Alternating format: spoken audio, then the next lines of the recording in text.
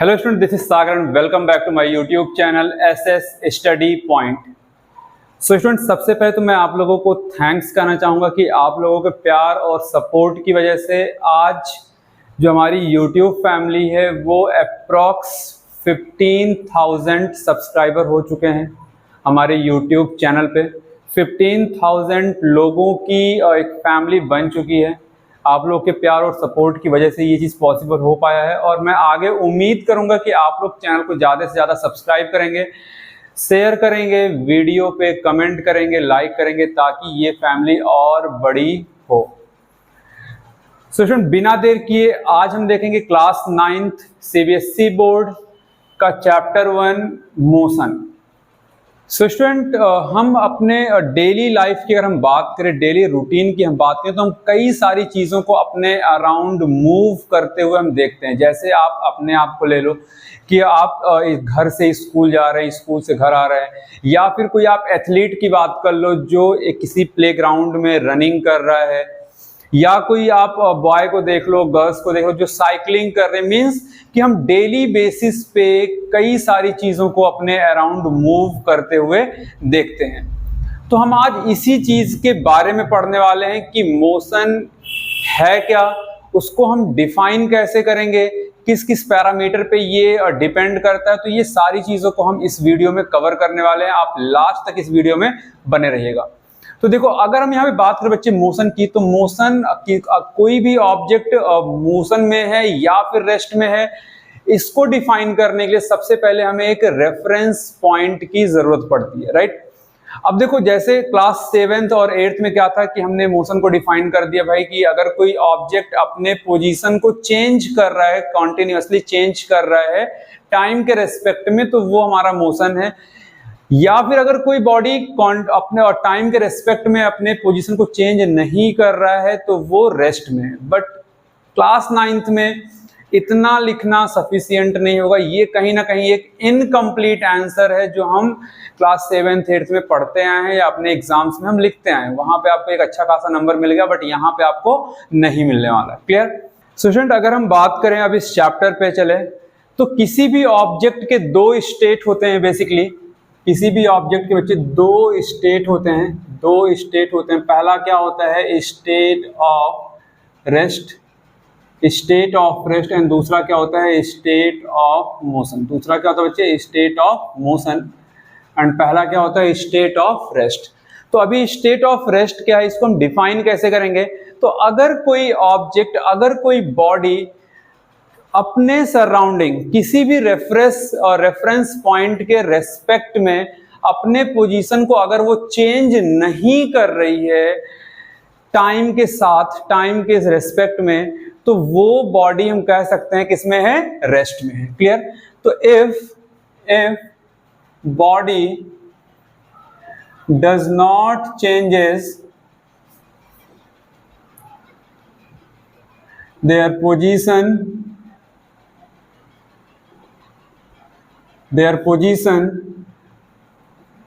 with respect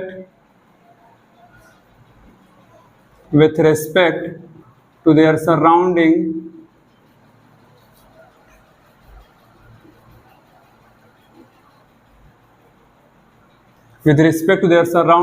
as time passes, we can say body is in rest. Clear? अब यहां पे अगर हम बात करते हैं सराउंडिंग की, तो सराउंडिंग में हम किसी एक रेफरेंस पॉइंट को लेट करते हैं। तो अब ये रेफरेंस पॉइंट क्या होता है, तो हमारे सराउंडिंग में कोई भी एक स्टेशनरी ऑब्जेक्ट, कोई भी एक फिक्स्ड स्टेशनरी ऑब्जेक्ट जो एक रुका हुआ है। जैसे मान लो कि अगर मैं बात करूं, मैंने यहाँ पे एक पॉइंट लगा दिया, अब आप देखो कि हमारे सराउंडिंग में ये पॉइंट क्या है, एक स्टेशनरी पॉइंट, एक फिक्स्ड स्टेशनरी पॉइंट है। अब अगर मैं अपनी बात करूं, तो मैं अगर इस पॉइंट के रेस्पेक्ट में मेरा पोजीशन चेंज नहीं हो रहा है, टाइम चल रहा है, टाइम पास हो रहा है, टाइम चल रहा है, बट इस पॉइंट के रेस्पेक्ट में मेरा पोजीशन चेंज नहीं हो रहा है अगर, तो इट मींस कि मैं किस पोजीशन में हूं, किस स्टेट में हूं, रेस्ट स्टेट में हूं, राइट। तो यही चीज यहां पे लिखा गया कि body does not change their position, does not change their position with respect to their surrounding, or you can write with respect to the reference point, as time passes we can say the body is in rest. Clear? The body is in rest. Now the second state is state of motion. second state क्या है? state of motion. तो अब जैसे मान लो बेटा कि अगर body continuously अपने पोजीशन को क्या कर रहा है, चेंज कर रहा है, कॉन्टिन्यूअसली अपने पोजीशन को चेंज कर रहा है एक रेफरेंस पॉइंट के रेस्पेक्ट में, या कह सकते या आप ये कहते हो कि उसके सराउंडिंग के रेस्पेक्ट में टाइम के साथ साथ, तो वो बॉडी किसमें है, मोशन में है। वो बॉडी किसमें है, मोशन में है। जैसे मान लो कि ये हमारा क्या है, हमारे सराउंडिंग, मैंने इसी पॉइंट को क्या मान रखा है, एक रेफरेंस पॉइंट मान रखा है, एक फिक्स्ड पॉइंट मान रखा है, और इस पॉइंट के रेस्पेक्ट में अगर मैं अपना पोजीशन चेंज करके मैं वहां से यहां पे आ गया, इट मींस कि मैं किसमें था, मोशन में था, यानी कि जो मेरा स्टेट था वो किसमें था, मोशन में था, राइट। तो अगर कोई बॉडी अपने सराउंडिंग के रेस्पेक्ट में या किसी रेफरेंस पॉइंट के रेस्पेक्ट में अपने पोजीशन को कॉन्टिन्यूअसली चेंज कर रहा है, तो उसे हम क्या कहेंगे बेटा, बॉडी किसमें है, मोशन में है, राइट। तो यहां पे आप लिख सकते हो कि if body change their position with respect to their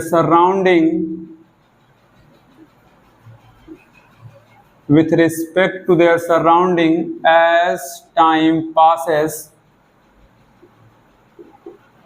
we can say body is in motion. We can say body is in motion, right? We can say body is in motion. अब यहाँ पे जो मैं बार बार reference point की मैं बात कर रहा हूँ, मैंने अभी बताया कि रेफरेंस पॉइंट क्या होता है। अगर आप ज्यादा डिफाइन करने के लिए, तो रेफरेंस पॉइंट हमारे सराउंडिंग कोई भी एक फिक्स्ड ऑब्जेक्ट हो सकता है। क्लियर? हमारे सराउंडिंग में कोई भी एक फिक्स्ड पॉइंट को हम रेफरेंस पॉइंट मान सकते हैं, और उसी रेफरेंस पॉइंट के रेस्पेक्ट में हम बताएंगे कि बॉडी हमारी रेस्ट में है या फिर किसमें है, मोशन में है। क्लियर? तो जल्दी से इसका स्क्रीनशॉट लो, फिर हम बढ़ते हैं आगे नेक्स्ट टॉपिक की तरफ। ओके, तो जो नेक्स्ट टॉपिक है स्टूडेंट, वो है type of motion. Next topic क्या होता है, type of motion. Next topic क्या होता है, type of motion. Clear? Type of motion. अब देखो फर्स्ट हमारा क्या होता है, लीनियर मोशन।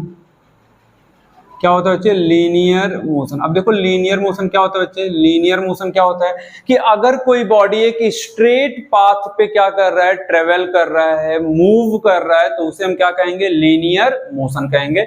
मान लेते हैं कि ये हमारा एक स्ट्रेट पाथ है और यहाँ पे हमारी कोई बॉडी क्या कर रही है, मूव कर रही है। एक स्ट्रेट पाथ पे क्या कर रही है, बॉडी हमारी मूव कर रही है, तो इसे हम कहेंगे, ऐसे मोशन को हम क्या कहेंगे, लीनियर मोशन, राइट। नेक्स्ट हमारा क्या होता है बच्चे, नेक्स्ट हमारा क्या होता है यहाँ पे, सर्कुलर मोशन। नेक्स्ट हमारा क्या है, सर्कुलर मोशन। तो सर्कुलर मोशन को भी हम डिटेल में भी पढ़ेंगे लास्ट में। फिलहाल अभी यहाँ पे थोड़ा जानते हैं कि सर्कुलर मोशन है क्या। तो अगर कोई बॉडी एक फिक्स्ड पॉइंट के अक्रॉस एक सर्कुलर पाथ पे क्या कर रहा है, मूव कर रहा है, तो उस मोशन को हम क्या कहेंगे, सर्कुलर मोशन कहेंगे। जैसे आप एक थ्रेड में कोई आप स्टोन ले लो या कोई भी आप ऑब्जेक्ट बांध के अगर उसको आप इस तरीके से नचा रहे हैं, तो एक फिक्स्ड पॉइंट के अक्रॉस ऑब्जेक्ट क्या कर रहा है, हमारा एक सर्कुलर पाथ पे मूव कर रहा है, तो ऐसे मोशन को हम क्या कहेंगे, सर्कुलर मोशन कहेंगे, राइट। एक फिक्स्ड पॉइंट के अक्रॉस एक सर्कुलर पाथ पे क्या कर रहा है, मान लो कि ये हमारा क्या थ्रेड है, यहाँ पे हमारा कोई ऑब्जेक्ट है और इसको आप क्या कर रहे हैं, एक सर्कुलर पाथ पे क्या कर रहे हैं, मूव करा रहे हैं, तो ये हमारा क्या है कि सर्कुलर मोशन कहलाएगा, राइट। नेक्स्ट अगर हम बात करें बच्चे, तो यहाँ पे नेक्स्ट हमारा क्या होता है, रोटेशनल मोशन। नेक्स्ट हमारा क्या होता है, रोटेशनल मोशन। रोटेशनल मोशन, तो रोटेशनल मोशन में क्या होता है बच्चा कि यहाँ पे अगर कोई बॉडी रोटेशनल मोशन में है तो आप क्या देखेंगे कि उस बॉडी का जो एंटायर पार्ट है वो पोजीशन को चेंज नहीं करता है, लेकिन उस ऑब्जेक्ट के जो डिफरेंट डिफरेंट पार्ट होते हैं वो अपने पोजीशन को कॉन्टिन्यूअसली क्या कर रहे होते हैं, चेंज कर रहे होते हैं। फॉर एग्जाम्पल आप मैरी गो राउंड आप देखो, मैरी गो राउंड क्या होता है कि एक फिक्स्ड पॉइंट के क्रॉस पूरी बॉडी हमारी क्या कर रही होती है, रोटेट कर रही होती है, लेकिन उस पे जो सीट लगे होते हैं बैठने के लिए वो सीट टाइम टू टाइम अपने पोजीशन को कॉन्टिन्यूअसली क्या कर रहे होते हैं, चेंज कर रहे होते हैं। वहां पे पूरी बॉडी का पोजीशन चेंज नहीं होता है, सिर्फ उसके एक पार्ट जो उसका सीट है उसका पोजीशन क्या हो रहा है, चेंज हो रहा है, राइट। तो ऐसे जो मोशन होते हैं उनको हम क्या कहते हैं, रोटेशनल मोशन कहते हैं। तो यहाँ पे आप एग्जांपल लिख सकते हो बच्चा, merry go round, merry go round, merry go round में पूरा पोजीशन, पूरे मैरी गो राउंड यानी कि जो ऑब्जेक्ट है उसका पोजीशन चेंज नहीं होता। इसमें क्या होता है कि डिफरेंट पार्ट का पोजीशन क्या होता है, चेंज होता है। डिफरेंट पार्ट में यहाँ पे फॉर एग्जांपल यहाँ पे मैं सीट लिख दे रहा हूँ, सीट का पोजीशन क्या होगा बच्चे, चेंज होगा। सीट का पोजीशन क्या होता है, सीट का पोजीशन क्या होता है बच्चा, चेंज होता है। सीट का पोजीशन क्या होता है, चेंज होता है। पूरे पार्ट का पोजीशन चेंज नहीं होता है, तो ऐसे को क्या बोलेंगे हम, रोटेशनल मोशन बोलेंगे, राइट। नेक्स्ट हम कह सकते हैं vibratory motion, vibratory motion. Next हमारा क्या बच्चे, वाइब्रेटरी मोशन। तो वाइब्रेटरी मोशन क्या होता है कि अगर कोई object to and fro motion कर रहा है, टू एंड फ्रो मोशन कर रहा है, टू एंड फ्रो मोशन कर रहा है बच्चे, तो उसको क्या बोलेंगे हम, वाइब्रेटरी मोशन बोलेंगे, या फिर हम ऑसिलेटरी मोशन भी उसको बोल देते हैं, राइट। तो ये हमारे क्या टाइप ऑफ मोशन। जल्दी से इसका स्क्रीनशॉट लो, देन हम बढ़ते हैं नेक्स्ट टॉपिक की तरफ। जो हमारा नेक्स्ट टॉपिक है वो है scalar quantity and vector quantity, right. तो देखो बच्चे, स्केलर क्वांटिटी क्या होता है और वेक्टर क्वांटिटी क्या होता है, इसको जल्दी से हम समझते हैं। स्केलर क्वांटिटी एंड सेकंड हमारा क्या बच्चे, vector quantity. Scalar quantity and vector quantity, right. इसको हम जल्दी से समझते हैं, छोटा सा टॉपिक है। देखो scalar quantity and vector quantity है क्या, तो देखो कभी कभी क्या होता है, कुछ ऐसी क्वांटिटीज होती हैं जिनको डिफाइन करने के लिए, कंप्लीटली डिफाइन करने के लिए हमें उनके न्यूमेरिकल वैल्यू और यूनिट की रिक्वायरमेंट होती है, राइट। न्यूमेरिकल वैल्यू और यूनिट की रिक्वायरमेंट होती है, तो ऐसे क्वांटिटी को हम क्या बोलते हैं, स्केलर क्वांटिटी। तो देखो अगर हम बात करें यहाँ पे बच्चे न्यूमेरिकल वैल्यू, अगर हम यहाँ पे बात करें numerical value plus, numerical value plus क्या, यूनिट, तो इसको, इस पूरे टर्म को हम एक नाम दे देते हैं क्या, मैग्नीट्यूड। इस पूरे टर्म को हम क्या नाम देते हैं बच्चा, मैग्नीट्यूड। क्या नाम देते हैं, मैग्नीट्यूड।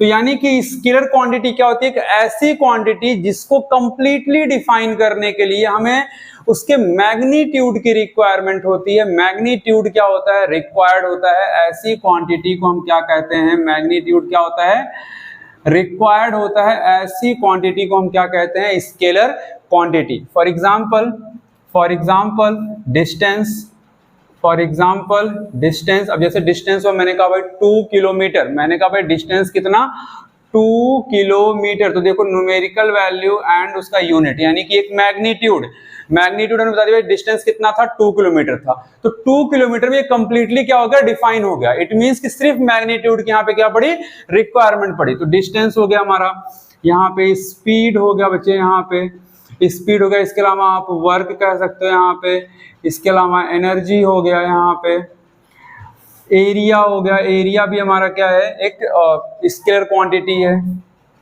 प्रेशर, ये भी हमारा क्या है, एक स्केलर क्वांटिटी है। तो ये सारी चीजें क्या, टाइम आप ले लो, यहाँ पे टाइम भी हमारा क्या है, एक स्केलर क्वांटिटी है। तो एक ऐसी क्वांटिटी जिसको डिफाइन करने के लिए सिर्फ हमें मैग्नीट्यूड रिक्वायर्ड है, सिर्फ मैग्नीट्यूड की रिक्वायर्ड है, उसी को क्या बोलेंगे हम, स्केलर क्वांटिटी। अब कुछ क्वांटिटी ऐसी होती है जहां पे उसको डिफाइन करने के लिए हमें मैग्नीट्यूड के साथ साथ डायरेक्शन की भी जरूरत पड़ती है। उसे हम क्या कहते हैं, वेक्टर क्वांटिटी। अब जैसे मान लो कि मैंने कहा भाई फोर्स, तो मैंने कहा भाई फोर्स हम 10 न्यूटन का लगा रहे हैं, लेकिन किधर लगा रहे हैं फोर्स, हम राइट लगा रहे हैं, लेफ्ट लगा रहे हैं, ऊपर लगा रहे हैं, नीचे लगा रहे हैं, किधर, किस डायरेक्शन में हम फोर्स लगा रहे हैं। तो यानी कि अगर हमने सिर्फ बोल दिया 10 न्यूटन फोर्स हम अप्लाई कर रहे हैं, तो ये हमारा क्या रहेगा, इनकम्प्लीट रहेगा। बट अगर मैं बोलूं 10 न्यूटन फोर्स मैं डाउनवर्ड लगा रहा हूं, 10 न्यूटन फोर्स मैं नॉर्थ साइड में लगा रहा हूं, 10 न्यूटन फोर्स मैं राइट साइड में लगा रहा हूं, ये हमारा एक कंप्लीट टर्म होगा उसको डिफाइन करने के लिए, राइट।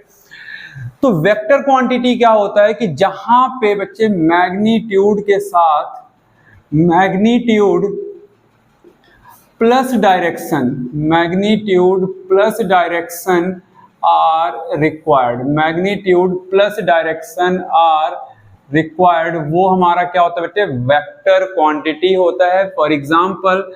फॉर एग्जाम्पल फोर्स ले लो आप, यहाँ पे डिस्प्लेसमेंट ले लो, डिस्प्लेसमेंट ले लो, यहाँ पे आप यहाँ पे वेलोसिटी ले लो, वेलोसिटी भी हमारा क्या होता है, एक वेक्टर क्वांटिटी होता है।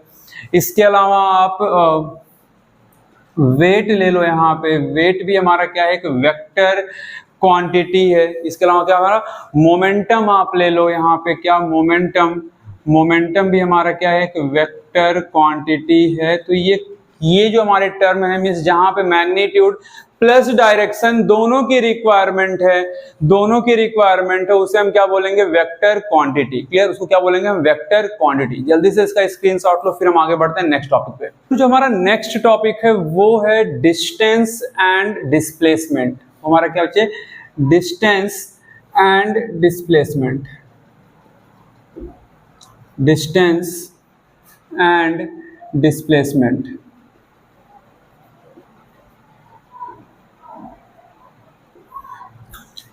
अब देखो, जैसे मान लो, अब समझते हैं डिस्टेंस क्या है, डिस्प्लेसमेंट क्या है।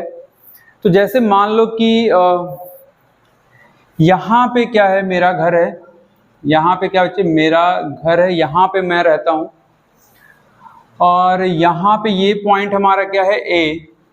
यहाँ पे क्या, एक मेरा फ्रेंड रहता है, बी पॉइंट पे मेरा फ्रेंड रहता है, और उसका मान लो आज बर्थडे है, उसका मान लो आज बर्थडे है और मुझे उसके घर जाना है, राइट। मुझे ए से बी पॉइंट पे जाना है, लेकिन अब बर्थडे तो कुछ ना कुछ तो हमें गिफ्ट विफ्ट लेना पड़ेगा। हालांकि दोस्तों में तो नहीं चलता, खा के चले आते चुपचाप उधर, राइट। तो अभी मान लेते हैं कि हमें एक गिफ्ट लेना है, और गिफ्ट का जो दुकान है, जो शॉप है, वो यहाँ कहीं पे है, वो यहाँ कहीं पे है, एक सी पॉइंट पे है, राइट, एक सी पॉइंट पे है।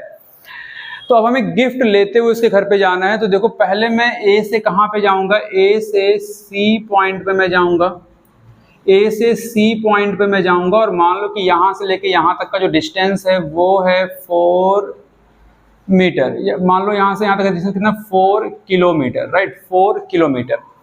यहाँ से हमने गिफ्ट पैक कराया, और अब हम उसके कहाँ पे जा रहे हैं बच्चे, घर पे जा रहे हैं। और ये डिस्टेंस मान लो कितना है, 5 किलोमीटर, 5 किलोमीटर। अब अगर मैं आपसे बोलूं कि मैं अपने घर से और अपने फ्रेंड के घर तक जाने में टोटल कितना पाथ लेंथ कवर किया, तो आप क्या बताएंगे बच्चे यहाँ पे। अगर मैं बोलूं कि टोटल पाथ लेंथ कितना मैंने कवर किया, टोटल लेंथ मैंने कितना कवर किया, तो आप क्या बोलोगे सर कि ए से सी पे गए 4 किलोमीटर और सी से बी पे गए कितना, 5 किलोमीटर। यानी कि टोटल कितना आ गया बच्चे, 9 किलोमीटर आ गया। टोटल कितना आ गया, 9 किलोमीटर आ गया। यानी कि हम यहाँ से यहाँ गए, यहाँ से यहाँ गए। तो ये हमारा क्या है, कि डिस्टेंस है। ये हमारा क्या बनेगा बच्चे, एक डिस्टेंस बन गया। तो डिस्टेंस क्या होता है, टोटल पाथ लेंथ। डिस्टेंस क्या होता है बच्चे, total path length covered by object is called distance, is called distance. Clear? Total path length covered by the object is called distance. अब मान लो किसी सिनेरियो में मुझे भाई गिफ्ट नहीं देना, मैंने अभी बताया कि ये तो मैंने एक सिचुएशन क्रिएट किया, हालांकि दोस्तों में गिफ्ट उफ्ट नहीं चलता भाई, जाओ खाना खा के पार्टी लेके आराम से चले आओ, राइट। अब हमें गिफ्ट उफ्ट नहीं देना, हमें सीधे से घर पे जाना है, पार्टी करनी, सीधे अपने घर आ जाना है, राइट। तो अभी हमें उसके घर पे जाना है, शॉप पे हमें नहीं जाना, कोई गिफ्ट हमें पैक नहीं कराना, तो हम क्या करेंगे भाई, हम कहेंगे ठीक है हम एक शॉर्टकट अपनाते हैं, एक शॉर्टकट रास्ता लेते हैं और यहाँ से हम इधर पहुंच जाते सीधे यहाँ इसके घर पे, सीधे हम इधर पहुंच जाते इसके घर पे। और ये डिस्टेंस हमें पड़ा कितना बचा, 3 किलोमीटर पड़ा, यहाँ से डिस्टेंस कितना पड़ा, 3 किलोमीटर का डिस्टेंस पड़ा, हम शॉर्टकट लिए हम यहाँ पहुंच गए, राइट। तो यहाँ पे हम क्या देख रहे हैं कि हमने एक शॉर्टकट रास्ता लेके डायरेक्ट यहाँ से हम यहाँ पहुंच गए। तो ये हमारा एक क्या हो गया, डिस्प्लेसमेंट हो गया, ये क्या हो गया हमारा एक डिस्प्लेसमेंट हो गया। तो डिस्प्लेसमेंट को हम कैसे डिफाइन करेंगे बेटा, एक शॉर्टेस्ट पाथ, ये क्या हमारा एक शॉर्टेस्ट पाथ है ना, तो क्या हो जाएगा बच्चा, shortest path, shortest path, path length बोल सकते हो या पाथ बोल सकते हो, शॉर्टेस्ट पाथ लेंथ बिटवीन। अब यहां से अगर हम जा रहे हैं तो ये हमारा एक इनिशियल पॉइंट है, यहां पे हम पहुंच रहे हैं तो हमारा क्या है, फाइनल पॉइंट है। तो हम कह सकते हैं shortest path between initial point two final point, shortest path between initial point two final point is called displacement, is called क्या, डिस्प्लेसमेंट। क्लियर। और अभी हमने पढ़ा भाई कि डिस्टेंस हमारा क्या है, एक स्केलर क्वांटिटी है, डिस्टेंस हमारा क्या है, एक स्केलर क्वांटिटी है, एक स्केलर क्वांटिटी है। डिस्प्लेसमेंट हमारा क्या है, एक वेक्टर क्वांटिटी है, क्योंकि हम एक डायरेक्शन पे यहाँ पे जा रहे हैं, यहाँ पे क्या है, एक डायरेक्शन में यहाँ पे चल रहे हैं, एक स्ट्रेट पाथ पे चल रहे हैं। तो अगर हम एक स्ट्रेट पाथ पे चलेंगे तो वो हमारा क्या होगा, एक वेक्टर क्वांटिटी होगा। तो डिस्प्लेसमेंट हमारा क्या है, एक वेक्टर क्वांटिटी होगा। डिस्प्लेसमेंट हमारा क्या होगा, एक वेक्टर क्वांटिटी है, राइट, एक वेक्टर क्वांटिटी है। क्लियर। जल्दी से इसको लिखो एंड देन हम चलते हैं अपने नेक्स्ट टॉपिक पर। ओके, तो जो नेक्स्ट टॉपिक कह सकते हैं या फिर हम कह सकते हैं क्वेश्चन, कि यहाँ पे हमसे क्वेश्चन पूछ लेता है भाई कि जो डिस्टेंस है क्या ये नेगेटिव हो सकता है, जो डिस्टेंस है क्या ये जीरो हो सकता है। तो यहाँ पे एक पॉइंट आप ध्यान रखना बच्चे, यहाँ पे एक पॉइंट आप ध्यान रखना कि डिस्टेंस क्या रहेगा, ऑलवेज पॉजिटिव रहेगा। डिस्टेंस क्या रहेगा, ऑलवेज पॉजिटिव रहेगा, ना तो ये जीरो होगा ना तो ये नेगेटिव होगा। क्लियर।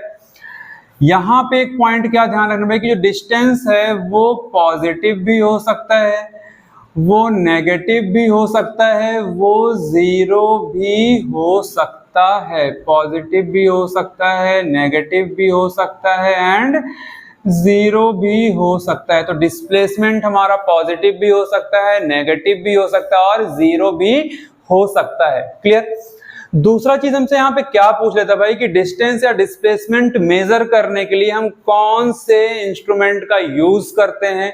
तो यहाँ पे बच्चे हम यूज करते हैं क्या, ओडोमीटर। हम क्या यूज करते हैं बच्चे, यहाँ पे ओडोमीटर यूज करते हैं। यहाँ पे हम बच्चे यूज करते हैं क्या, ओडोमीटर यूज करते हैं, ओडोमीटर यूज करते हैं डिस्टेंस को मेजर करने के लिए। ओडोमीटर यूज करते हैं डिस्टेंस को मेजर करने के लिए, डिस्टेंस को मेजर करने के लिए, राइट। क्या यूज करते हैं बच्चे, डिस्टेंस को मेजर करने के लिए ओडोमीटर यूज करते हैं, राइट। तो ओडोमीटर यूज करते हैं डिस्टेंस को मेजर करने के लिए। इस चीज को ध्यान देना बच्चे। अब ये ओडोमीटर होता क्या है, तो आप देखो हमारे कार में, हमारे बाइक में, जहाँ पे इस एक डिस्टेंस बताता है कि हम कितना किलोमीटर अभी तक हमने ट्रेवल कर लिया है, तो वो हमारा क्या होता है बेटे, ओडोमीटर होता है, राइट। तो ओडोमीटर का यूज क्या किस लिए करते हैं, डिस्टेंस को मेजर करने के लिए हम ओडोमीटर का यूज करते हैं। क्लियर। चलिए जल्दी से इसको नोट डाउन कीजिए एंड देन हम बढ़ते हैं अपने नेक्स्ट टॉपिक की तरफ, uniform and non uniform motion. Again हम ऐसे एक बना लेते हैं। यूनिफॉर्म मोशन क्या होता है, यूनिफॉर्म मोशन, एंड सेकेंड हमारा क्या बेटे, non uniform motion, non uniform motion. Second हमारा क्या है, नॉन यूनिफॉर्म मोशन। क्लियर। अब देखो uniform motion and non uniform motion है क्या। तो जैसे मान लो कि मैं कहीं पे जा रहा हूं और जहां पे मेरा डेस्टिनेशन पॉइंट है वो यहां से, अभी जहां पे मैं करंट हूं वहां से डेस्टिनेशन पॉइंट हमारा 100 किलोमीटर की डिस्टेंस पे है। मान लेते हैं कि यहाँ पे अभी मैं हूँ, इस ए पोजीशन पे मैं अभी हूँ, और जहाँ पे मुझे जाना है बच्चे, बी पोजीशन पे जहाँ पे मुझे जाना है वो मान लो टोटल कितने डिस्टेंस पे, 100 किलोमीटर के डिस्टेंस पे है। क्लियर। अब मान लो कि मैं यहाँ से यहाँ तक चला, ये डिस्टेंस हमारा कितना है, 20 किलोमीटर। ये डिस्टेंस हमारा कितना है, 20 किलोमीटर। और यहाँ से यहाँ तक आने में 20 किलोमीटर कवर करने में मुझे कितना लगा, 1 आवर लगा। कितना लगा बच्चे, 1 आवर लगा। अब मान लो इस पॉइंट से इस पॉइंट तक हम चले वापस कितना, 20 किलोमीटर, और यहाँ भी आने में मुझे कितना टाइम लगा, 1 आवर लगा। राइट, 1 आवर लगा। फिर हम यहाँ पे चलते भाई, ये भी हमारा कितना है, अभी इस पॉइंट से इस पॉइंट तक ये भी कितना चले हम, 20 किलोमीटर। यहाँ पे हमें कितना लगा, 1 आवर लगा। इधर भी हम चल रहे बेटा कितना, 20 किलोमीटर, और यहाँ पे कितना लगा, 1 आवर लगा। एंड ये भी हमारा 20 किलोमीटर, और हम यहाँ पे पहुंच गए, और यहाँ से यहाँ तक चलने में भी हमें कितना लगा, 1 आवर का टाइम लगा। तो आप यहाँ पे क्या एक चीज ऑब्जर्व कर पा रहे भाई, कि अगर मैं इस पॉइंट से इस पॉइंट का डिस्टेंस 20 किलोमीटर है और उसको ट्रेवल करने में हमें 1 घंटे का टाइम लगा, वापस हमें इस पॉइंट से इस पॉइंट तक 20 किलोमीटर का डिस्टेंस है और वहां भी हमें 1 घंटे का टाइम लगा, और एंड सो ऑन। आप देख पा रहे हैं यहाँ पे कि मैं 20 किलोमीटर का मैं इंटरवल ले रहा हूँ, और हर 20 किलोमीटर को ट्रेवल करने में मुझे 1 घंटे का समय लग रहा है। राइट। तो यहां से हम क्या देख पा रहे हैं भाई, कि हम एक इक्वल डिस्टेंस कवर कर रहे हैं, एक इक्वल इंटरवल ऑफ टाइम पे। राइट। हम एक इक्वल डिस्टेंस कवर कर रहे हैं इक्वल इंटरवल ऑफ टाइम पे, और ऐसे ही मोशन को हम क्या बोलते हैं बेटा, यूनिफॉर्म मोशन बोलते हैं। क्या बोलते हैं बेटा, यूनिफॉर्म मोशन। यानी कि मैं एक यूनिफॉर्म मोशन में था, मैं एक इक्वल टाइम इंटरवल में इक्वल डिस्टेंस क्या कर रहा था, कवर कर रहा था। राइट। तो यहां पे हम लिख सकते हैं कि if object cover equal distance in equal interval of time,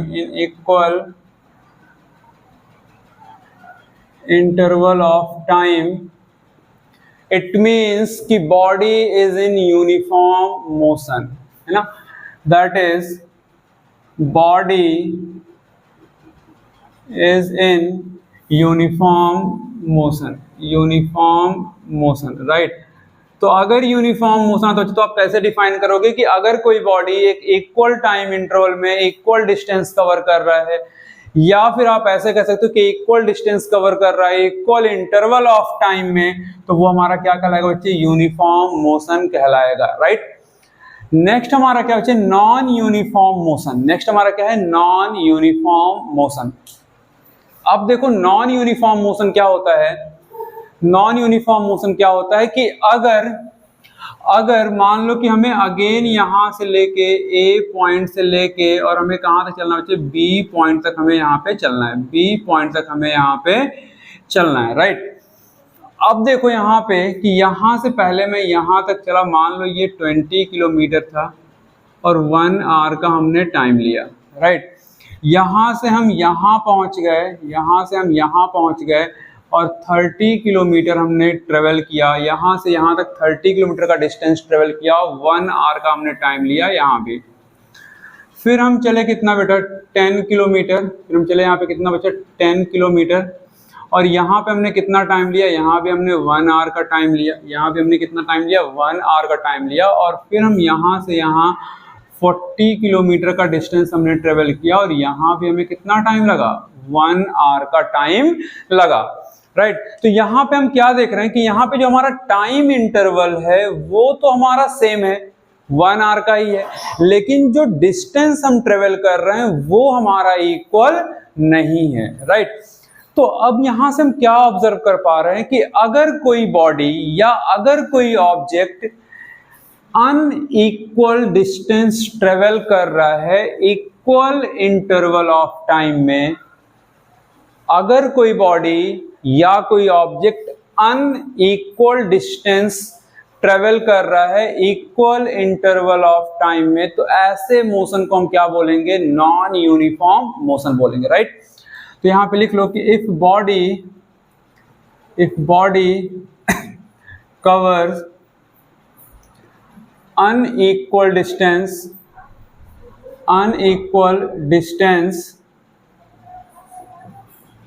in equal interval of time, that is body is in non-uniform motion, body is in non-uniform motion, clear. जल्दी से इसको नोट डाउन करो, ये एक फिगर भी बना लेना। तो फिगर अगर आपने ध्यान में रख लिया तो ये स्टेटमेंट आप अपने वर्ड में कन्वर्ट करके आप लिख सकते हो इस फिगर के हेल्प से, क्लियर। जल्दी इसको नोट डाउन करो, फिर हम बढ़ते हैं आगे अपने नेक्स्ट टॉपिक की तरफ। सो स्टूडेंट, जो हमारा नेक्स्ट टॉपिक है वो है स्पीड। नेक्स्ट टॉपिक हमारा क्या बच्चे, स्पीड। नेक्स्ट टॉपिक हमारा क्या बच्चे, स्पीड। देखो स्पीड क्या है, हम एक फॉर्मूला पढ़ते आ रहे हैं बचपन से भाई कि स्पीड इज इक्वल्स टू क्या होता है, distance upon time. Speed is equals to क्या होता है, distance upon time. Formula I think सबको याद होगा। तो इसी फॉर्मूले से हम क्या बना देते हैं यहाँ पे, डेफिनेशन। तो अगर कोई ऑब्जेक्ट मींस कोई भी ऑब्जेक्ट जितना डिस्टेंस ट्रेवल करता है इन अ यूनिट टाइम, हम कहते हैं distance travelled by the object in a unit time is called speed. कोई भी ऑब्जेक्ट कितना डिस्टेंस ट्रेवल करता है पर यूनिट टाइम में, उसी को क्या कहते हैं, हम स्पीड कहते हैं, राइट। या फिर आप कह सकते हो भाई rate of change of distance is called speed, clear. तो स्पीड क्या होता है, distance travelled by object, distance travelled by object in a unit time is called speed. या फिर आप ये चीज लिख सकते हो, या फिर आप दूसरा डेफिनेशन लिख सकते हो, क्या, rate of change of distance, rate of change of distance is called speed. अब अगर हम इसके एसआई यूनिट की बात करें, अगर हम इसके एसआई यूनिट की बात करें, देखो एसआई यूनिट क्या होता है, डिस्टेंस का क्या होता है, मीटर, टाइम का क्या होता है, सेकंड, तो मीटर पर सेकंड होता है। या फिर आप इसको ऐसे लिख दो, मीटर सेकंड पावर क्या, -1, क्लियर। मीटर सेकंड पावर क्या, -1, या फिर मीटर पर सेकंड, इसका क्या होता है, एसआई यूनिट होता है। इसका क्या होता है, एसआई यूनिट होता है। अब यहाँ पे हम पढ़ते हैं क्या, स्पीड, टाइप ऑफ स्पीड की अगर हम बात करें, यहाँ पे टाइप ऑफ स्पीड की अगर हम यहाँ पे बात करें, टाइप ऑफ स्पीड की अगर हम यहाँ पे बात करें, देखो टाइप ऑफ स्पीड यहाँ पे हमारे दो टाइप के होते हैं। एक तो हमारा होता है बच्चे यूनिफॉर्म स्पीड, एक तो हमारा क्या होता है, यूनिफॉर्म स्पीड, दूसरा क्या होता है, नॉन यूनिफॉर्म स्पीड। एक क्या होता है यूनिफॉर्म स्पीड, दूसरा क्या होता है, नॉन यूनिफॉर्म स्पीड। तो यूनिफॉर्म स्पीड क्या होता है या नॉन यूनिफॉर्म स्पीड क्या होता है, तो अभी जस्ट पहले जो हमने पढ़ा uniform motion and non uniform motion, same definition आप यहाँ पे लिखेंगे uniform speed and non uniform speed में, क्लियर। तो इस वजह से मैं इसको यहाँ पे डिफाइन नहीं कर रहा हूँ, same as it is uniform motion and non uniform motion का ही टर्म यहाँ पे आएगा uniform speed and non uniform speed में। क्लियर? अब देखते हैं बच्चा यहाँ पे नेक्स्ट हमारा क्या है, नेक्स्ट हमारा क्या है, वेलोसिटी। अच्छा, एक चीज और मैं यहाँ पे बताना चाहूंगा भाई, स्पीड अभी मैंने डिस्कस किया था, स्पीड हमारा क्या है कि स्केलर क्वांटिटी है। स्पीड हमारा क्या है, स्केलर क्वांटिटी होता है। स्पीड हमारा क्या बच्चे, एक स्केलर क्वांटिटी होता है। इस चीज को ध्यान रखना, कभी स्पीड एंड वेलोसिटी में डिफरेंस आ जाता है तो ये सारे पॉइंट्स हमारे लिए क्या करेंगे, काम में आ जाएंगे, राइट। नेक्स्ट अगर हम बात करें यहाँ पे क्या, वेलोसिटी। नेक्स्ट अगर हम यहाँ पे बात करें क्या बच्चे, वेलोसिटी, तो वेलोसिटी देखो क्या होता है, सिंपल सा, हमें कुछ यहाँ पे ध्यान नहीं रखना है, सिर्फ हमें यहाँ पे क्या ध्यान रखना बच्चा, speed plus direction. Speed plus क्या यहाँ पे ध्यान रखना है, डायरेक्शन। स्पीड प्लस क्या ध्यान रखना बच्चा, हमें यहाँ पे डायरेक्शन, और उसी को हम क्या बोलते हैं, वेलोसिटी बोलते हैं। स्पीड प्लस डायरेक्शन को हम क्या बोलते हैं बच्चे, वेलोसिटी बोलते हैं। अब स्पीड प्लस डायरेक्शन का मतलब क्या है कि भैया पहले तो हम स्पीड का डेफिनेशन पूरा लिखेंगे कि distance travelled by object in a unit time. इस डायरेक्शन का मतलब क्या है कि इन अ पर्टिकुलर डायरेक्शन, हम उसमें एक लाइन इसमें यहाँ पे ऐड कर देंगे, इन अ पर्टिकुलर डायरेक्शन, तो किसका डायरेक्शन बन जाएगा, वेलोसिटी का। यानी कि अगर कोई ऑब्जेक्ट किसी एक पर्टिकुलर डायरेक्शन में कोई डिस्टेंस कवर कर रहा है यूनिट टाइम में, अगर कोई ऑब्जेक्ट किसी एक पर्टिकुलर डायरेक्शन में डिस्टेंस कवर कर रहा है यूनिट टाइम में, तो उसको हम क्या बोल देंगे, वेलोसिटी बोल देंगे, राइट। तो वेलोसिटी क्या हो जाएगा, distance travelled by the object in per unit time, distance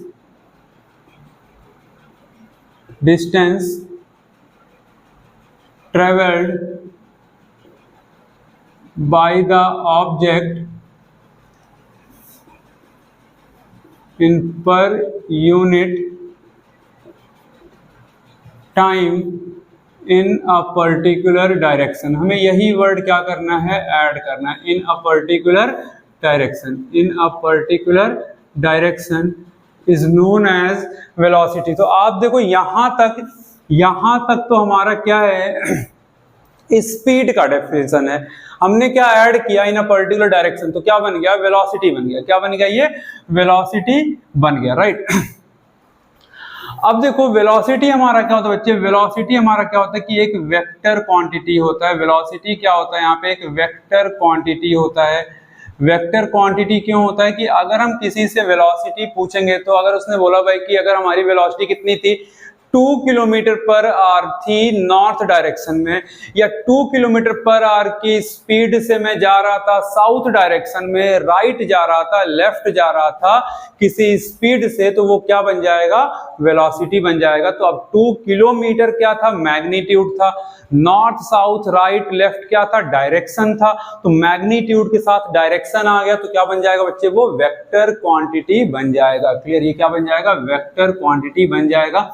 और यहाँ पे भी अगर हम इसके एसआई यूनिट की अगर हम बात करें, अगर यहाँ पे भी इसके एसआई यूनिट की अगर हम बात करें, तो इसका भी एसआई यूनिट क्या होता है, मीटर पर सेकंड या फिर मीटर पर सेकंड पावर -1। क्लियर, दोनों की एसआई यूनिट क्या होती है, मीटर पर सेकंड पावर -1 होता है। क्लियर, थोड़ा सा पानी पीते हैं, गर्मी बहुत ज्यादा है।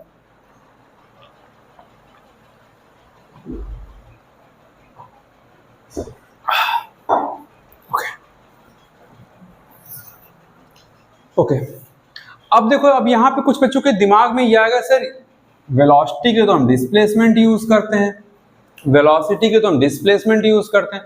तो बच्चे अगर हम किसी एक स्ट्रेट पाथ पे चल रहे हैं, मतलब हम किसी एक डायरेक्शन में चल रहे हैं, तो जब हम किसी एक डायरेक्शन में चलेंगे, हमारे पास सिर्फ और सिर्फ यही एक पाथ है, तो उस केस में डिस्टेंस और डिस्प्लेसमेंट दोनों क्या होते हैं, इक्वल होते हैं। मैं यहाँ पे एक नोट करके मैं यहाँ पे लिख दे रहा हूँ बच्चे, यहाँ पे मैं एक नोट करके मैं यहाँ पे लिख दे रहा हूँ कि अगर बॉडी स्ट्रेट पाथ पे चल रहा है, कहाँ पे चल रहा है बच्चा, स्ट्रेट पाथ पर ट्रेवल कर रहा है, स्ट्रेट पाथ पर ट्रेवल कर रहा है, स्ट्रेट पाथ पर ट्रेवल कर रहा है, स्ट्रेट पाथ पर ट्रेवल कर रहा है, तो डिस्टेंस एंड डिस्प्लेसमेंट दोनों क्या होंगे, इक्वल होंगे। डिस्टेंस एंड डिस्प्लेसमेंट दोनों क्या होंगे बच्चे, इक्वल होंगे। इस चीज का ध्यान रखना, एग्जाम में पूछ लेता है कि क्या डिस्टेंस और डिस्प्लेसमेंट किसी भी केस में इक्वल हो सकते हैं, तो यस हो सकते हैं। कब हो सकते हैं, जब बॉडी स्ट्रेट पाथ पर ट्रेवल कर रहा है या स्ट्रेट पाथ पर मूव कर रहा है, उस केस में। क्लियर, तो जल्दी से इसको नोट डाउन करो। अच्छा, यहाँ पे भी अगर हम फॉर्मूला लिखना चाहें बच्चे, यहाँ पे भी अगर हम एक फॉर्मूला लिखना चाहें तो आप लिख सकते हो बच्चे, वेलोसिटी क्या होता है, वेलोसिटी क्या होता है, डिस्प्लेसमेंट अपॉन टाइम होता है। क्या होता है बच्चे, डिस्प्लेसमेंट अपॉन टाइम होता है। वेलोसिटी क्या होता है, डिस्प्लेसमेंट अपॉन क्या होता है, टाइम होता है। डिस्प्लेसमेंट अपॉन क्या होता है बच्चे, टाइम होता है। वेलोसिटी क्या होता है बच्चे, डिस्प्लेसमेंट अपॉन टाइम होता है। स्पीड क्या होता है, डिस्टेंस अपॉन टाइम होता है। क्लियर, जल्दी से इसको नोट डाउन करो, फिर हम देखते हैं कि एवरेज स्पीड क्या है या फिर एवरेज वेलोसिटी क्या है। सो स्टूडेंट, जो नेक्स्ट एक छोटा सा टॉपिक रह गया था स्पीड एंड वेलोसिटी में, that is average speed and average velocity. Clear, तो इस पे न्यूमेरिकल्स पूछ लेता है कि भाई हमें कुछ स्पीड दे देगा अलग अलग, है ना, फिर हमें कुछ टाइम दे देगा और पूछेगा भाई कि एवरेज स्पीड कैलकुलेट करो या फिर एवरेज वेलोसिटी कैलकुलेट करो। तो इसके लिए हमारे पास सिर्फ फॉर्मूला बहुत ज़्यादा इंपॉर्टेंट है, थ्योरी उतना ज़्यादा इंपॉर्टेंट नहीं है, फॉर्मूला ज़्यादा इंपॉर्टेंट है क्योंकि न्यूमेरिकल्स आते हैं एग्जाम में। क्लियर, तो अगर हम यहाँ पे एवरेज स्पीड की अगर मैं बात करूँ,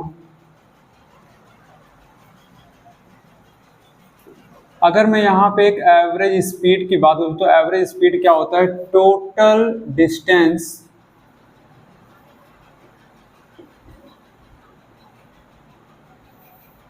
distance travelled upon total time, ये होता हमारा एवरेज स्पीड का यूनिट। अगेन हमारा क्या रहता है बच्चे, मीटर पर second, right.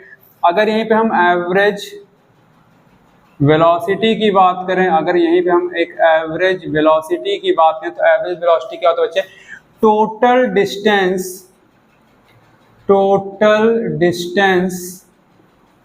Upon total displacement, क्या होता है बच्चे, total displacement upon total time. Total displacement upon total time, ये हमारा क्या होता है, एवरेज वेलोसिटी होता है। इसका भी यूनिट कितना रहेगा, मीटर पर सेकंड रहेगा। इसका भी यूनिट कितना रहेगा, मीटर पर सेकंड रहेगा। किसी किसी केस में हम एक और फॉर्मूला यहाँ पे लगा देते हैं भैया, अगर हमें एवरेज स्पीड कैलकुलेट करना है, अगर हमें एवरेज स्पीड कैलकुलेट करना है, हमारे पास दो स्पीड दिया हुआ है, एक S1 दिया हुआ है, एक S2 दिया हुआ है, या फिर दो वेलोसिटी दी गई है V1 एंड V2, तो उस केस में हम लगाते हैं formula 2S1 multiply S2 upon S1 plus S2। And average velocity में भी सेम होता है बच्चे, यहाँ पे एवरेज वेलोसिटी में भी सेम होता है 2V1 into V2 upon V1 plus V2। तो इस फॉर्मूले से भी आप लगा सकते हैं, बट डिपेंड्स ऑन सिनेरियो कि किस सिनेरियो में वो फॉर्मूला लगेगा, किस सिनेरियो में हमारा ये फॉर्मूला लगेगा। तो अभी फिलहाल हम यहाँ पे न्यूमेरिकल्स नहीं सॉल्व कर रहे हैं, सिर्फ हम यहाँ पे थ्योरी पार्ट कवर कर रहे हैं। नेक्स्ट वीडियो जो मैं लेके आऊंगा आपके सामने, उसमें इस मोशन चैप्टर का कंप्लीट न्यूमेरिकल्स होगा। जितने भी टाइप के न्यूमेरिकल्स हैं, हर टाइप के न्यूमेरिकल्स हम वीडियो में कवर करेंगे। क्लियर, तो इसको जल्दी से नोट डाउन करो, फिर हम चलते हैं अपने next topic, that is acceleration, जो कि अगेन एक बहुत ही इंपॉर्टेंट टॉपिक है, राइट। नेक्स्ट हमारा टॉपिक क्या है, एक्सेलरेशन। नेक्स्ट हमारा टॉपिक क्या होता है, एक्सेलरेशन।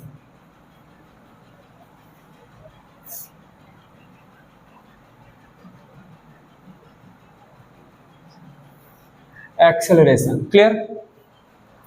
अब देखो एक्सेलरेशन क्या होता है बच्चे, जैसे मान लो कि आप कहीं एक पाथ पे आप जा रहे हो, किसी आप एक रोड पे आप जा रहे हो, क्लियर। अब उस रोड पे क्या लग गया, ट्रैफिक लग गया। तो अभी कुछ स्पीड आपकी होगी, मान लो कि ट्रैफिक लगा, आप रुक गए, आप रुक गए, आपकी वहां पे स्पीड क्या है, 0 है। अभी आपकी वहां पे वेलोसिटी क्या है, 0 है। थोड़ी सी जगह मिली, थोड़ा सा रास्ता मिला, आप फिर से वहां पे चले, कुछ आपकी वेलोसिटी चेंज हुई, फिर कुछ वेलोसिटी थोड़ी सी और स्पीड में आए, वेलोसिटी चेंज हुई, फिर आप धीरे हो गए। मीन्स डिपेंड्स ऑन क्राउड कि आपकी वेलोसिटी कभी ज्यादा हो रही है, कभी कम हो रही है, कभी ज्यादा हो रही है, कभी, मीन्स कॉन्टिन्यूअसली आपकी वेलोसिटी वहां पे क्या हो रही होती है, चेंज हो रही होती है। जब हम किसी क्राउडेड पाथ पे होते हैं, जब किसी हम क्राउडेड रोड पे होते हैं, चाहे वो आप बाइक से जा रहे हो, कोई कार से ट्रेवल कर रहा है, कोई बस से ट्रेवल कर रहा है, तो या फिर आप देख लो कि जब कोई ट्रेन मूव करती है स्टेशन से, तो कभी उसकी स्पीड तेज होती है, कभी धीरे हो जाती है, फिर कभी तेज होती है, फिर कभी धीरे हो जाती है। तो मीन्स ये हमारे क्या, एक नॉन यूनिफॉर्म मोशन में क्या कर रहे होते हैं, ये मूव कर रहे होते हैं, राइट। नॉन यूनिफॉर्म मोशन में क्या कर रहे होते हैं, ये मूव कर रहे होते हैं, जहां पे इनकी वेलोसिटी कॉन्टिन्यूअसली क्या हो रही होती है, चेंज हो रही होती है। कॉन्टिन्यूअसली क्या हो रही होती है, चेंज हो रही होती है, राइट। तो एक्सेलरेशन क्या है बच्चा, इसी की आप कितना आपकी वेलोसिटी चेंज हो रही है एक टाइम में, एक टाइम के रिस्पेक्ट में कितना आपकी वेलोसिटी चेंज हो रही है, उसी को डिफाइन करने के लिए जो टर्म हम यूज करते हैं, उसी को क्या कहते हैं, एक्सेलरेशन कहते हैं। उसी को क्या कहते हैं बच्चे, एक्सेलरेशन कहते हैं। कि किसी एक यूनिट टाइम में आपकी वेलोसिटी कितना चेंज हो रही है, उसी को डिफाइन करने के लिए जो टर्म हम यूज करते हैं, उसे क्या कहते हैं, एक्सेलरेशन कहते हैं, राइट। तो एक्सेलरेशन क्या होता है बेटा, change in velocity, change in velocity with respect to time, with respect to time is called acceleration। ये आप लिख सकते हैं पहला डेफिनेशन, या फिर आप ये लिख सकते हैं rate of change of velocity, rate of change of velocity. Clear. कहीं कहीं आपको ऐसा लिखा मिल जाएगा rate of change in velocity या of velocity, both are correct. Clear. अब जैसे मान लो कि ये हमारा कोई ऑब्जेक्ट है, ये हमारा कोई ऑब्जेक्ट है जो अभी रेस्ट पोजीशन पे है, अभी रेस्ट पोजीशन पे है, तो इसकी जो इनिशियल वेलोसिटी होगी, इसकी जो इनिशियल वेलोसिटी होगी बच्चा, वो हमने मान लिया u है। इनिशियल वेलोसिटी क्या है, u है, राइट। अब इस पे कोई एक एक्सटर्नल फोर्स हमने अप्लाई किया, कोई हमने एक्सटर्नल फोर्स अप्लाई किया और ये बॉडी मूव करना स्टार्ट की, और t सेकंड में ये बॉडी मूव करके यहाँ पे पहुंच गई। और जब यहाँ पे बॉडी पहुंच गई, तो अगर मैं पूछूं भाई कि कितना वेलोसिटी इसने एक्वायर किया इस t सेकंड में, मैंने कहा भाई कि चलो ठीक है, ये v वेलोसिटी क्या कर लिया, एक्वायर कर लिया, कितने सेकंड में, t सेकंड में। क्लियर। अगर मैं पूछूं कि भाई हमने यहाँ पे अभी रेस्ट पे था, इनिशियल वेलोसिटी u है, हमने इस पे कोई फोर्स लगाया, तो ये t सेकंड में कितनी वेलोसिटी एक्वायर कर लिया, आपने कहा सर ये v वेलोसिटी इसने एक्वायर कर लिया, और v वेलोसिटी को हमने बोल दिया भाई क्या, फाइनल वेलोसिटी। v वेलोसिटी को हमने क्या बोल दिया, फाइनल वेलोसिटी। क्लियर। अब मैं आपसे पूछूं कि भाई इस बॉडी के वेलोसिटी में कितना चेंज हुआ इस टाइम के रेस्पेक्ट में, आपने कहा सर ये तो एक्सेलरेशन बताएगा। ये कौन बताएगा, एक्सेलरेशन बताएगा, जिसको हम a से इंडिकेट करते हैं, स्मॉल a से। और ये क्या बताएगा भाई कि change in velocity, change in velocity किसके रेस्पेक्ट में, टाइम के रेस्पेक्ट में। क्लियर। और इसी को हम क्या बोल देते बच्चा, v माइनस u। वेलोसिटी कितनी चेंज हुई, तो ज्यादा में से कम को माइनस करेंगे बच्चा, किसके रेस्पेक्ट में, टाइम के रेस्पेक्ट में। और ये हमारा एक फॉर्मूला आ गया। और अगर हम इसके एसआई यूनिट की अगर हम बात करें, अगर हम इसके एसआई यूनिट की अगर हम बात करें, तो होता है भाई मीटर पर सेकंड स्क्वायर, या इसी को हम लिख देते हैं metre second power minus 2, metre second power minus 2। Clear. जल्दी इसको नोट डाउन करो, फिर हम इसके टाइप पढ़ते हैं कि एक्सेलरेशन के कौन कौन से टाइप हैं। क्लियर? तो देखो यहीं पे हम इसको देख लेते हैं, यहीं पे हम देख लेते हैं इसको। पहला हम यहाँ पे देखते हैं बच्चे पॉजिटिव एक्सेलरेशन। पहला हमारा क्या होता है? Positive acceleration. पहला हमारा क्या होता है? Positive acceleration. पहला हमारा क्या होता है? Positive acceleration. मैंने शॉर्ट में लिखा है, आप कंप्लीट समझना। Positive acceleration. अब पॉजिटिव एक्सेलरेशन कब होगा? आप इन शॉर्ट ध्यान रखना कि जब हमारी फाइनल वेलोसिटी ग्रेटर होगी इनिशियल वेलोसिटी से। जब हमारी फाइनल वेलोसिटी ग्रेटर होगी इनिशियल वेलोसिटी से, तो वो हमारा क्या रहेगा? पॉजिटिव एक्सेलरेशन रहेगा। या फिर आप यहाँ पे कह सकते हो कि जब वेलोसिटी हमारी क्या होगी? इंक्रीज करेगी। वेलोसिटी क्या होगी बच्चे? इंक्रीज करेगी, तो वहां पे हमारा पॉजिटिव एक्सेलरेशन होगा। राइट? सेकंड हमारा क्या होता है? Negative acceleration. सेकंड हमारा क्या होता है? Negative acceleration.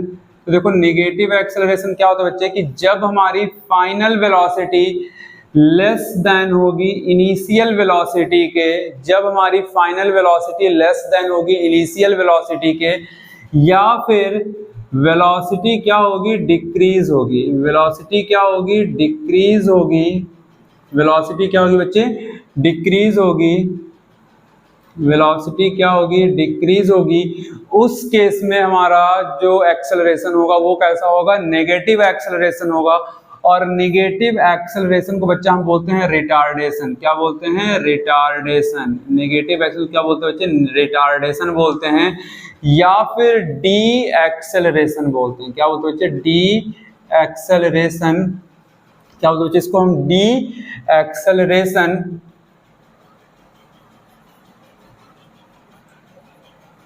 तो क्या होता है? D acceleration. Right? D acceleration. तो रिटार्डेशन बोलते हैं, या फिर क्या बोलते हैं? डी एक्सेलरेशन बोलते हैं। रिटार्डेशन बोलते हैं, फिर क्या बोलते हैं? डी एक्सेलरेशन बोलते हैं। कब होगा नेगेटिव? जब हमारी फाइनल वेलोसिटी कम होगी इनिशियल वेलोसिटी से, या फिर कहते हैं जब वेलोसिटी हमारी क्या होगी? डिक्रीज होगी। उस केस में क्या होगा? नेगेटिव एक्सेलरेशन होगा। नेगेटिव एक्सेलरेशन को क्या बोलते हैं? हम रिटार्डेशन बोलते हैं, या फिर डी एक्सेलरेशन बोलते हैं। थर्ड हमारा आता है बच्चे यहाँ पे यूनिफॉर्म एक्सेलरेशन। थर्ड हमारा क्या आता है? Uniform acceleration. थर्ड हमारा क्या आता है बच्चे? Uniform acceleration. अब देखो यूनिफॉर्म एक्सेलरेशन क्या होता है कि जब इक्वल टाइम में इक्वल वेलोसिटी चेंज होती है, इक्वल टाइम इंटरवल में इक्वल वेलोसिटी क्या होती है? चेंज होती है, तो वहां पे क्या होता है? यूनिफॉर्म एक्सेलरेशन होता है। राइट? तो इसको कैसे आप ध्यान रखोगे कि velocity means equal velocity changes in equal interval of time. In equal interval of time, वहां पे हमारा क्या होगा? यूनिफॉर्म होगा। एंड लास्ट हमारा होता है नॉन यूनिफॉर्म। क्या होता है? Non uniform.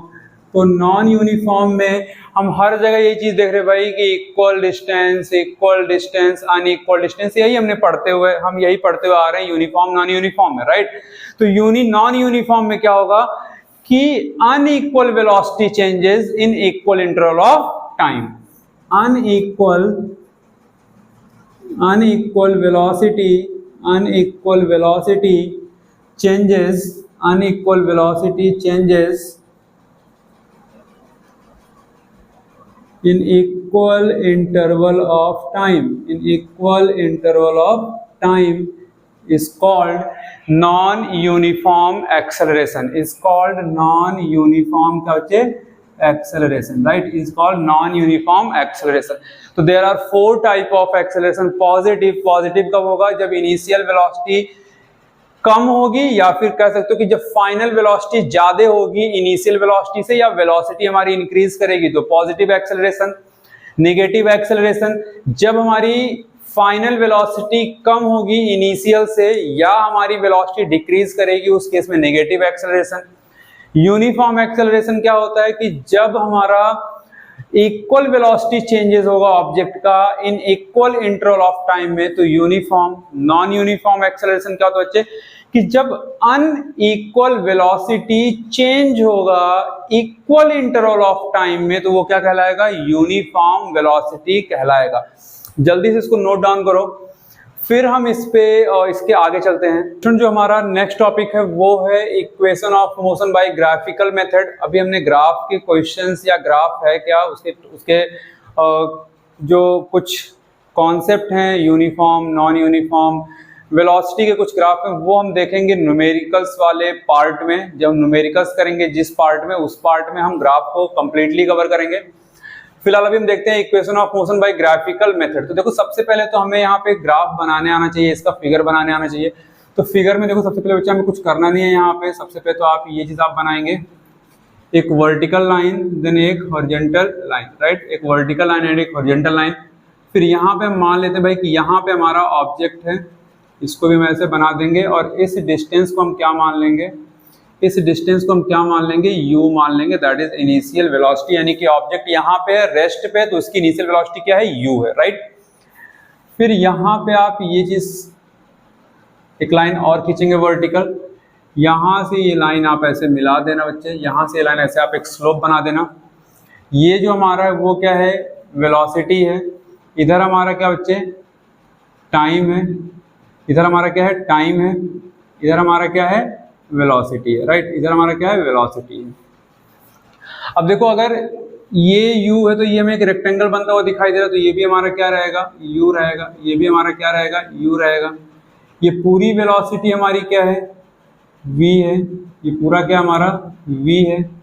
तो अगर ये टोटल हमारा v है और ये u है तो हमें ये वाली डिस्टेंस पता चल जाएगी, that is v minus u। हमें ये डिस्टेंस पता चल जाएगा, v माइनस u। क्लियर। तो ये ग्राफ बनाने आपको आना चाहिए। अब देखो ये जो स्लोप आप देख रहे हैं ना, एक vt ग्राफ में जो हमारा एक ये स्लोप बनता है बच्चे, ये जो स्लोप बनता है ना, ये स्लोप आप देख रहे हैं ना, इसी को हम एक्सेलरेशन बोलते हैं। इसी को हम क्या बोलते हैं बच्चे, एक्सेलरेशन बोलते हैं। इसी स्लोप को हम क्या बोलते हैं, एक्सेलरेशन बोलते हैं, राइट।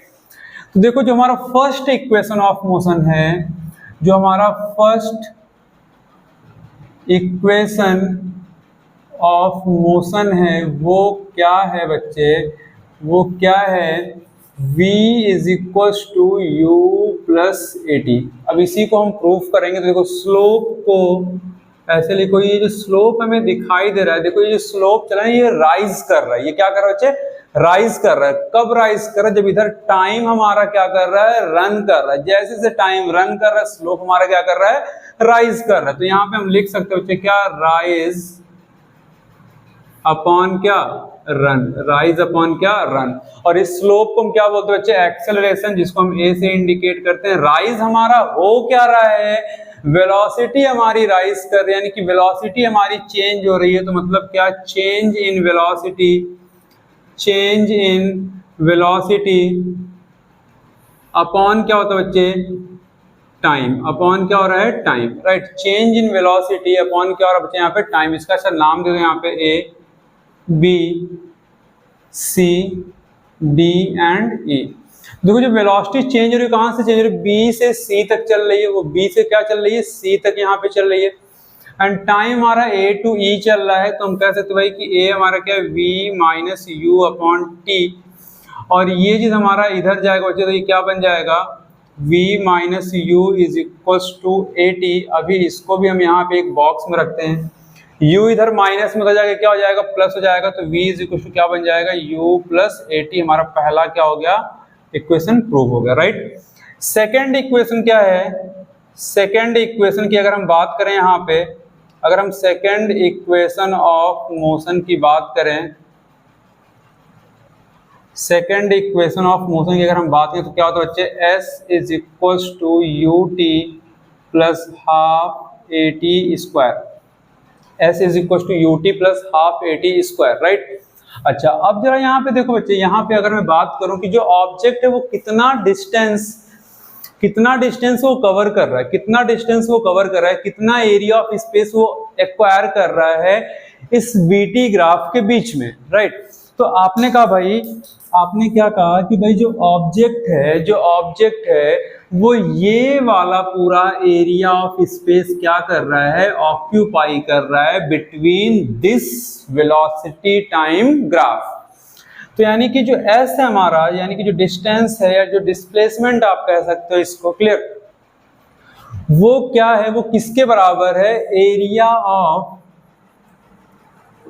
एरिया ऑफ अच्छा ये जो फिगर हमें दिख रहा है वो ट्रेपेजियम दिख रहा है, तो हम कह सकते हैं भाई कि जो ऑब्जेक्ट है वो कितना डिस्टेंस ट्रेवल कर रहा है, कितना डिस्टेंस एक्वायर कर रहा है इस बीटी ग्राफ में। आपने कहा भाई ये जो ऑब्जेक्ट है इस बीटी ग्राफ में ये वाला पूरा एरिया ऑफ स्पेस क्या कर रहा है, एक्वायर कर रहा है। तो हम कह सकते हैं भाई कि जो एस है वो area of trapezium A B C E के बराबर है, ए बी सी ई के क्या है, बराबर है। Area of trapezium A B C E का जो एक स्पेस, एरिया ऑफ स्पेस दिख रहा है वो एक्वायर कर रहा है, राइट। अब देखो यहाँ पे कि भाई जो एरिया ऑफ ट्रेपेजियम है यहाँ पे हमें दो चीज दिख रहा है, अपर पार्ट तो हमें एक ट्रायंगल दिख रहा है, एक राइट एंगल ट्रायंगल दिख रहा है, और नीचे वाला पार्ट हमें क्या दिख रहा है, रेक्टेंगल दिख रहा है, राइट। तुम यहाँ पे कह सकते हो भाई कि जो एरिया ऑफ ट्रेपेजियम इसमें दो चीजें हैं, एक तो एरिया ऑफ रेक्टेंगल, एक तो एरिया ऑफ रेक्टेंगल, रेक्टेंगल कौन सा बच्चे, A B D E plus क्या यहाँ पे हमें दिख रहा है, एरिया ऑफ ट्रायंगल कौन सा, बी सी डी, राइट। अब देखो कि भाई आपको एरिया ऑफ रेक्टेंगल पता है क्या, लेंथ इनटू ब्रेथ। लेंथ हमें कितना दे रखा है, ए ई, लेंथ हमें कितना दे रखा है बच्चे, ए ई, इंटू ब्रेथ हमें कितना दे रखा है, A B plus area of triangle क्या होता है, half into base into height, half into base into height. अब देखो इस ट्रायंगल का बेस क्या है, बी डी, बेस क्या है, बी डी इंटू अगर हम हाइट की बात करें तो हाइट क्या है, सी डी, हाइट क्या है, सी डी, हाइट क्या बच्चे यहाँ पे, सी डी। अब यह देखो यहाँ पे, अब यह देखिए एस इज इक्वल टू क्या हो जाएगा, एस इज इक्वल टू यहाँ पे क्या हो जाएगा, ए ई मतलब क्या, ये टाइम है, ये क्या हमारा टाइम, यहाँ पे टाइम आ गया, इनटू अगर हम यहाँ पे बात करें ए बी, तो ए बी क्या है, यू है, ए बी क्या है, यू है, plus half into B D अगर क्या है, अब देखो ये हमारा क्या है, एक रेक्टेंगल, और रेक्टेंगल में क्या होता है, अपोजिट साइड हमारा क्या होता है, इक्वल होता है। तो अगर ये टी है तो ये भी कितना होगा, टी होगा, तो यहाँ पे कितना आ गया, टी आ गया बच्चे। एंड फिर हमारे पास क्या है, सी डी की वैल्यू कितनी है, v minus u, C D की वैल्यू कितनी बच्चे, v minus u, C D की वैल्यू कितनी है, v माइनस यू। अब देखो ये ऐसे इज इक्वल टू कितना हो गया, you t plus half into T. अब देखो v माइनस यू, तो यानी कि from equation one v minus you को हम क्या लिख सकते हैं, at लिख सकते हैं, v माइनस यू कह सकते हैं, at लिख सकते हैं। तो v माइनस यू की जगह हमने क्या रख दिया, at रख दिया, और यहाँ पे लिख देना from first equation of motion, right. देखो हमारा फॉर्मूला क्या होगा, proof u t plus half a हमारा ऐसे आ जाएगा, और टी इंटू टी क्या हो जाएगा, टी स्क्वायर हो जाएगा। सेकंड इक्वेशन हमारा क्या हो गया, प्रूफ हो गया। सेकंड इक्वेशन क्या हो गया, हमारा प्रूफ हो गया। अब यहीं पे अगर हम थर्ड इक्वेशन की अगर हम बात करें बच्चे, अगर यहीं पे हम थर्ड इक्वेशन की अगर हम बात करें, थर्ड इक्वेशन ऑफ मोशन की अगर हम यहीं पे बात करें, तो थर्ड इक्वेशन ऑफ मोशन में कैलकुलेशन थोड़ा सा ज़्यादा हो जाता है, बट हमें उतना ज़्यादा कैलकुलेट करने की रिक्वायरमेंट नहीं है। अच्छा ये होता क्या है, v square is equal to u square plus 2as, right. अब देखो यहाँ पे क्या है, कि हमें इस फॉर्म में क्या दे रहा है कि टी हमें गायब करना है, टी यहाँ पे नहीं है, टी हमें गायब करना है। तो हम क्या करेंगे, फर्स्ट एंड सेकंड हम यूज कर लेंगे यहाँ पे, राइट। तो अगर हम यहाँ पे बात करें बच्चे, तो from second equation s is equals to ut plus half at square, and from first equation, देखो फ्रॉम फर्स्ट इक्वेशन क्या कि भाई यहां से देखो कि अगर v minus u is equal to AT है तो यहां से हम t निकाल सकते हैं। t क्या हो जाएगा, v minus u upon a हो जाएगा, v माइनस यू अपॉन क्या हो जाएगा, a हो जाएगा। अब जहां जहां भी t है इस सेकेंड इक्वेशन में वहां पे ये वैल्यू क्या कर देंगे, पुट कर देंगे। ये वैल्यू क्या कर देंगे, इस वाले इक्वेशन में पुट कर देंगे। तो आप देखो यहाँ पे क्या करेंगे बच्चे, हम पुट कर देंगे। तो जहां जहां भी t है वहां पे ये वैल्यू क्या करेंगे, पुट करेंगे सेकंड इक्वेशन में। तो s इज इक्वल टू कितना हो जाएगा, u यहाँ पे हो जाएगा v minus u upon a plus 1/2, ये हो जाएगा a और ये हो जाएगा v minus u upon a का क्या हो जाएगा बच्चे, होल स्क्वायर हो जाएगा। ये क्या हो जाएगा, होल स्क्वायर हो जाएगा, राइट। आई थिंक आपने इसको लिख लिया होगा। तो यहाँ पे मैं ये रफ कर रहा हूं ताकि मैं इसको कैलकुलेट कर सकूं।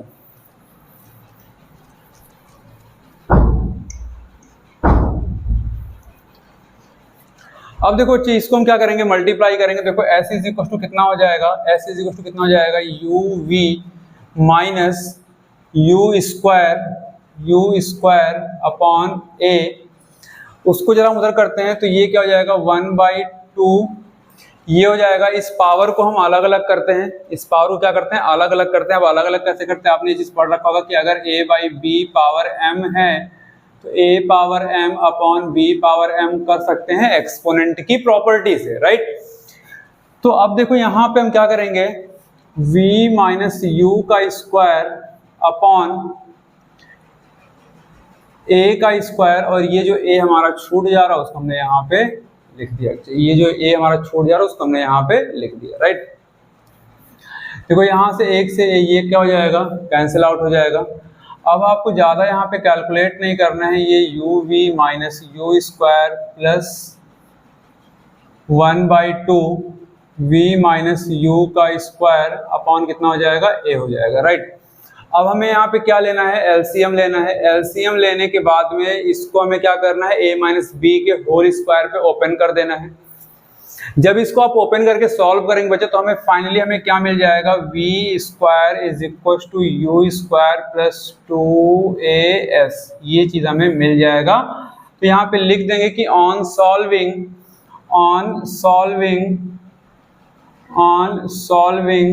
the above equation we get this things, clear।